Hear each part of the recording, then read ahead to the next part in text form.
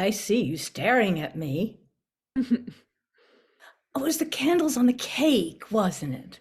The light hit me as she bent over to blow them out. Oh, don't apologize. I've gotten used to people staring at me over the years.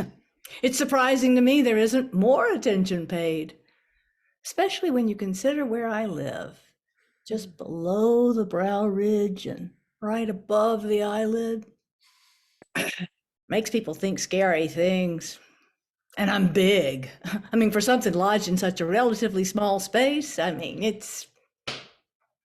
are larger ones than me, even on her body, but not so many as prominently placed or so fresh looking.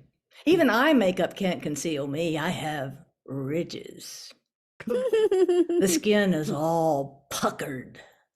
You'd expect something clean and straight, especially so near the eye, but I'm ragged. Proudly so. I was formed on September 4th, 1958 at 4:10 p.m. Central Daylight Savings Time. That's pretty specific.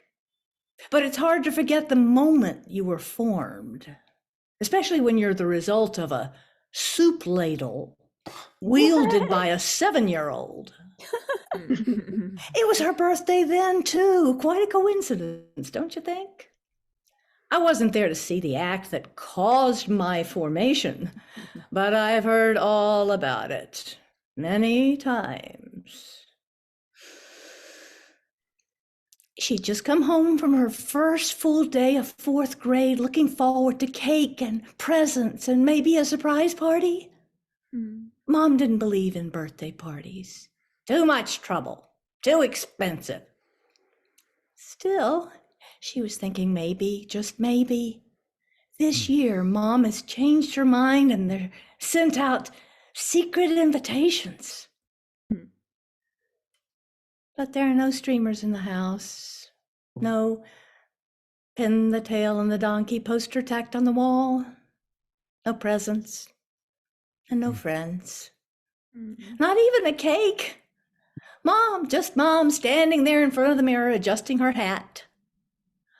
Look after your brothers. Don't let them leave the house until they finish their homework. And just like that, Mom is gone. George and Tommy race in, drop their books on the dining room table, and head back to the front door. She is ready. She pushed a big mahogany chair across the entrance and is sitting on it. You can't go out. You have to wait until Mom gets back. I don't have to listen to you. Georgie disappears into the kitchen. I'll get you for this. Georgie's back in a flash, brandishing that soup ladle. You know, the one that made me. She laughs. What are you going to do with that? Georgie raises the ladle and brings it down with all his might. It turns out you can do a lot of damage with a soup ladle, especially if it's an Echo stainless steel soup ladle. It has an edge on it, and it's just sharp enough to tear apart the flesh right above the eye of a little 9-year-old girl. She screams. There's blood everywhere. Georgie pushes past, followed by Tommy. Mom returns home to find the house empty, except for us. Her eldest sitting in the big mahogany chair, covered in blood, cupping her eye, where I am just starting to form.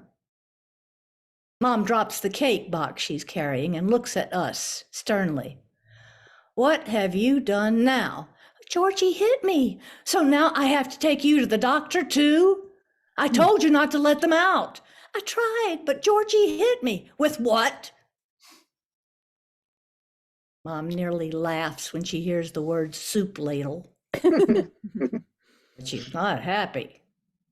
She drags us out the door and off to the doctor. Luckily, his office is just a few blocks away. He cleans me up and tells Mom we need to see a plastic surgeon over at the hospital to get the cut sewn up.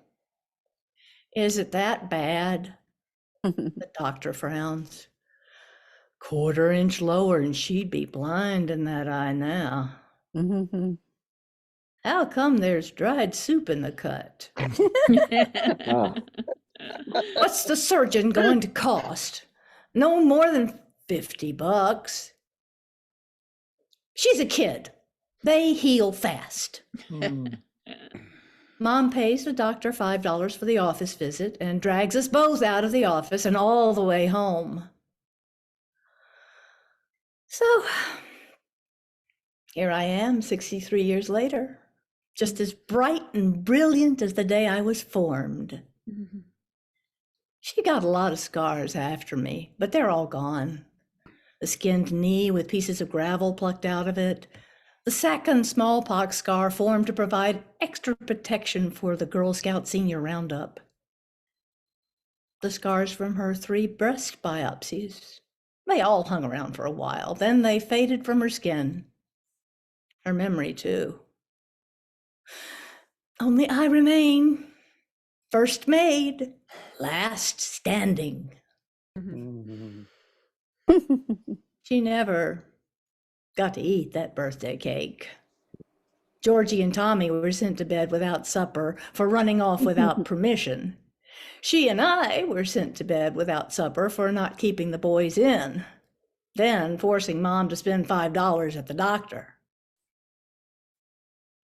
We saw Mom toss the cake in the trash. Mom and Dad had ice cream for dessert.